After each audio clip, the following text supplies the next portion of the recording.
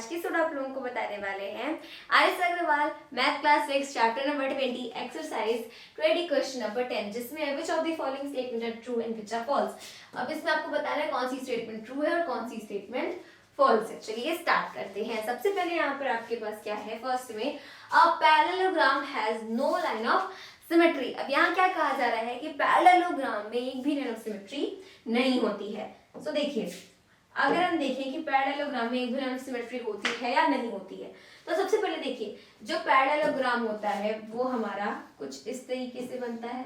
उसके बाद देखिए अगर आप इसमें लाइन ऑफ सिमेट्री की बात करें तो इसमें क्या होती है, इसमें ऑपोजिट साइड जो होती है वो इक्वल एंड पैरेलल होती हैं। तो अगर आप कुछ इस तरीके से बनाएं अपनी लाइन ऑफ सिमेट्री तो क्या होगा, ये वाली जो लेंथ है वो छोटी पड़ जाएगी और ये वाली लेंथ बड़ी हो जाएगी। इधर ये वाला बड़ा हो जाएगा और ये वाला छोटा हो जाएगा, तो ऐसे नहीं बन सकता। अगर आप डायगोनली बात करें तो ये वाली चीज इधर आकर के ओवरलैप नहीं करेगी और ये वाली चीज इधर आकर के ओवरलैप नहीं करेगी। इसका मतलब जो चीज यहाँ पे आपको कहा जा रहा है कि इस वाले पार्ट में कि पैरेललोग्राम में एक भी लाइन ऑफ सिमेट्री नहीं होती है, वो क्या है, बिल्कुल बिल्कुल सही बात है। पैरेललोग्राम में एक भी लाइन ऑफ सिमेट्री पॉसिबल नहीं है। So this is true. Next में आगे क्या है, an angle with equal arms has its bisector as the line of symmetry. An angle with equal arms, देखिए अगर आपके पास कोई एंगल है, जैसे ये मेरे पास एंगल हो गई, विथ इट्स इक्वल आर्म, क्या कहा जा रहा है, equal arms, has its bisector as the line of symmetry. तो इस एंगल का जो बाइसेक्टर होगा, जैसे ये आपका एंगल है, अब इसका जो बाइसेक्टर होगा वो ही इसकी लाइन ऑफ सिमेट्री की तरह एक्ट करेगा। तो ये चीज आपकी बिल्कुल करेक्ट है। क्यों करेक्ट है, क्योंकि आपकी ये वाली जो एंगल की आर्म है और एंगल की ये वाली जो आर्म है वो दोनों क्या है, इक्वल है, राइट। दैट्स व्हाई इसका जो बाइसेक्टर होगा, बाइसेक्टर मतलब एंगल को दो इक्वल पार्ट्स में डिवाइड कर देने वाला, वो लाइन ऑफ सिमेट्री के रूप में यहाँ पर क्या किया जा सकता है, लाइन ऑफ सिमेट्री के रूप में इस बाइसेक्टर को लिया जा सकता है। तो यानी कि सेकेंड वाला भी आपका क्या है, ट्रू है।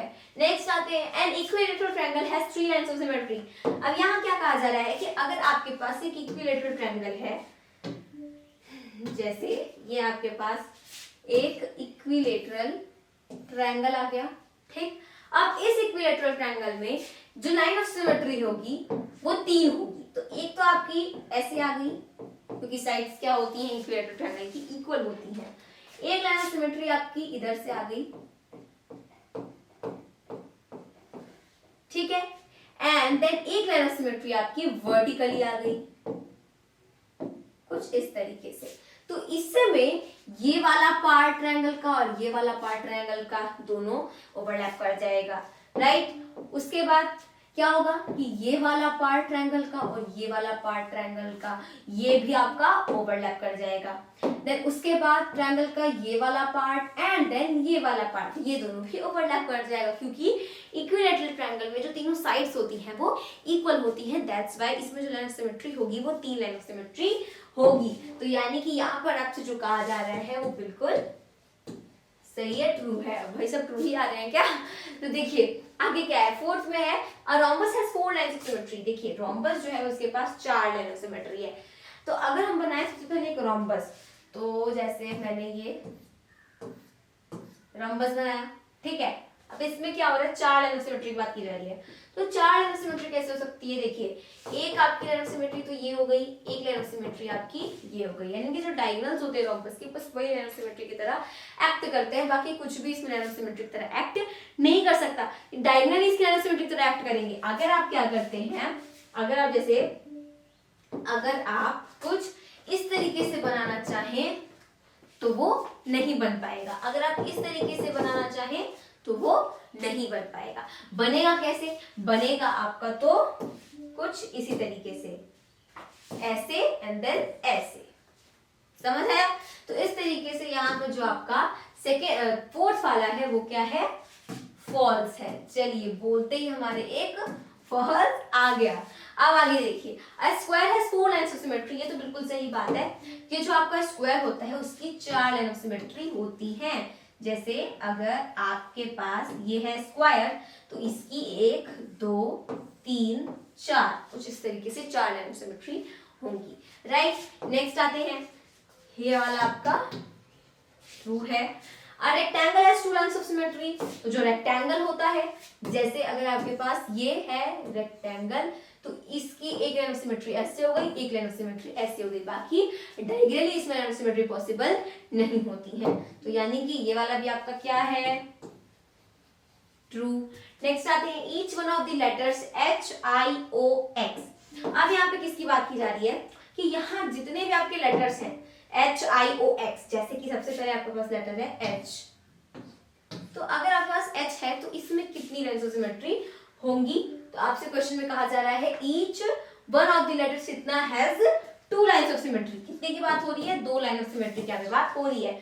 तो अगर हम H में देखें तो H में आपकी एक लाइन ऑफ सिमेट्री ऐसे हो सकती है, ठीक है, ये वाला पोर्शन और ये वाला पोर्शन ओवरलैप कर जाएगा, ये वाला जो पोर्शन है और ये वाला जो पोर्शन है ओवरलैप कर जाएगा।